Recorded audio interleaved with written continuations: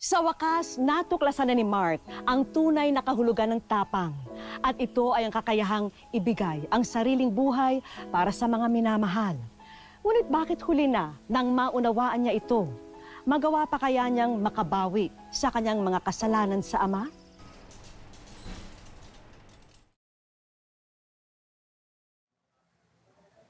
Dahil si Bobby ang sumalo ng bala na dapat sana si Mark ang tatamaan, napuruhan ang kanyang likod at ito ang naging sanhi ng kanyang pagkabaldado. Paralisado na ang kalahating katawan niya kaya hindi na siya makalalakad. Ay, sorry talaga. Tay! Bakit po wala akong maramdaman?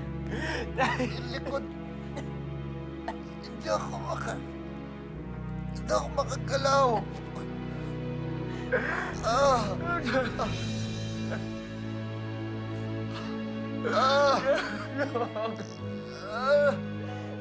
Bakit ako ganito? Mami!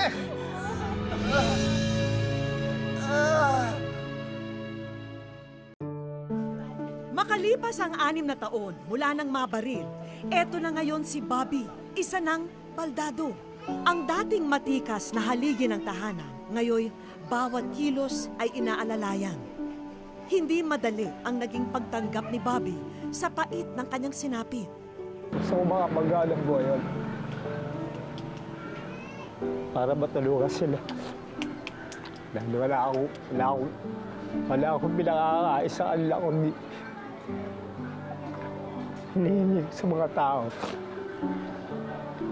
Hindi ko sila matulungan kung ano pangangailangan nila. Subalit, anuman ang hirap na dinaranas niya ngayon, wala raw siyang pinagsisisihan sa pagbuwis ng sariling buhay para sa anak.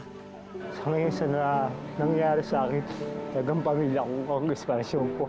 Dahil pag nawala kami sa kanila, ayoko na, sawa na sa buhay.